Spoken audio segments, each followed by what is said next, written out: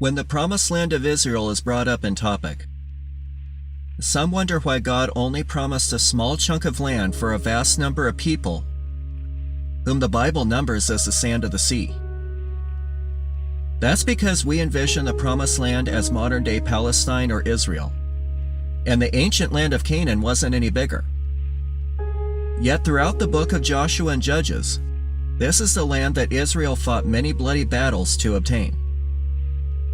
The truth is that God promised a lot more land than this to Abraham.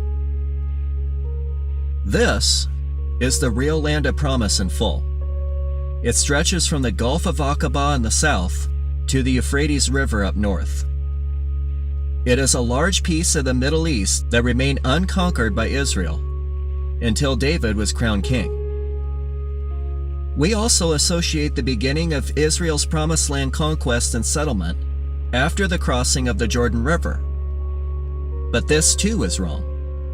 The crossing of the Jordan was only the beginning of the conquest in Canaan, which Moses wasn't allowed to enter. But the land of the Amorites, which was east of the Jordan, was already delivered unto Israel before that. After 40 years of wandering in the wilderness, the children of Israel no longer had to live in tents, but now had cities and abandoned homes and farmland to settle into. Israel remained there until those who had allotted territory in Canaan moved out of the eastern Jordan plain to settle in the west. Those who were allotted the territory east of the Jordan remained settled where they were, without moving. As Moses writes in Numbers 21:26, the land was once the territory of the king of Moab.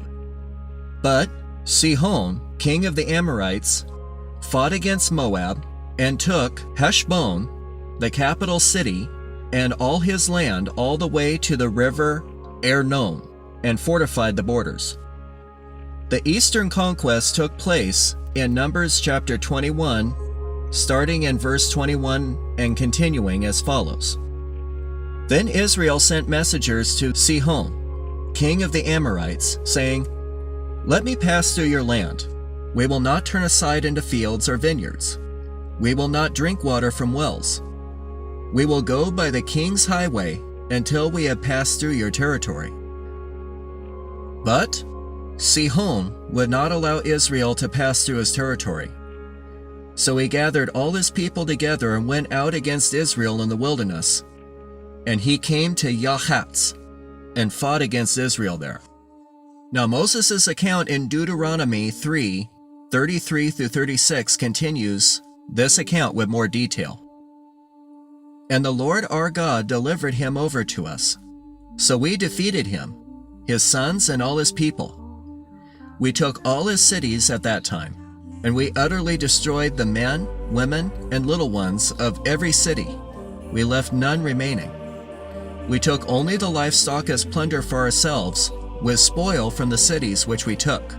From Aroer, which is on the bank of the river Arnon, and from the city that is in the ravine, as far as Gilead, there was not one city too strong for us. The Lord our God delivered all to us." So according to this passage, there was one great battle fought, and everyone who did not flee the cities had to be slaughtered by Israel. There could not be any truces made with any of the people of the Amorites. Thus Israel took over the land and claimed it as their inheritance. Now the main problem people have with the Old Testament is why God ordered the slaughter of civilians like this who were non-military. If God commanded in his holy commandments not to murder, then why did he order the slaughter of women and children? Isn't that murder? Even if these are literal commands, note this: is God committing murder by ending lives on earth? No, why not? He's God, right? He's God. He gives life, he can take life. He can take life anytime he wants. In fact, if Christianity's true, people don't really die, they just change locations, right? They go from this life to the next life, and God can do that whenever he wants. In fact, God has the right to usher people into the next life, whether they are 2 years old or 82 years old, because people never die, they just change locations. So while it's not fair for us to take innocent life, God can do it anytime He wants. Also, one other note about this. I was at the University of Central Oklahoma. You can see this on YouTube. That's one of the questions. There was a young lady who asked a question, and she said, I can't believe in a God who would do this kind of thing. And so I said, can I ask you a question? Are you pro-abortion or pro-life? She said, oh, I'm pro-abortion. I said, let me ask you a question about that. Why is it that when God plays God in the Old Testament, when He chooses who lives and who dies, He's immoral? But when you play God here on earth and you decide who lives and who dies through abortion, that's a moral right. You see, people claim God can't be God, but they can. That's just blatantly inconsistent. I explain that topic and answer it in the God is Life video, Guard Your Relationship with Christ, and the Baal movies, and I have chapters to lead you quickly to where I discuss that in the videos. The links to them are in the description below, and the links in the upper right-hand corner. The conquest continues further in Numbers 21:33. And they turned and went up by the way of Bashan.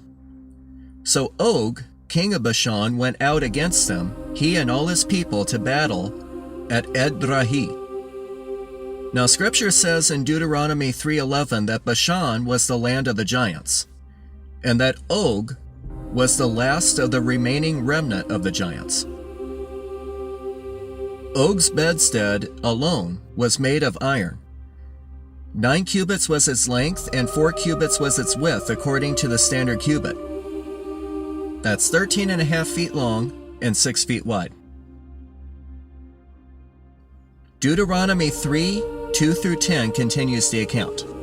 And the Lord said to me, do not fear him, for I have delivered him and all his people and all his land into your hand. You shall do to him as you did to Sihon, king of the Amorites, who dwelt in Heshbon. So the Lord your God also delivered into our hands Og, king of Bashan, with all his people, and we attacked him until he had no survivors remaining. And we took all his cities at that time. There was not a city which we did not take from them. 60 cities, all in the region of Argob, the kingdom of Og in Bashan. All these cities were fortified with high walls and gates and bars, besides a great many rural towns. And we utterly destroyed them, as we did to Sihon, king of Heshbon, utterly destroying the men, women, and children of every city. But all the livestock and the spoil of the cities we took as booty for ourselves. And at that time we took the land from the hand of 2 kings of the Amorites who were on this side of the Jordan. So as we can see, with just 2 major battles fought, Israel was blessed with all this land, with which to settle until the appointed time to cross the Jordan River. Before the Jordan River crossing even began in the book of Joshua, Israel was richly blessed.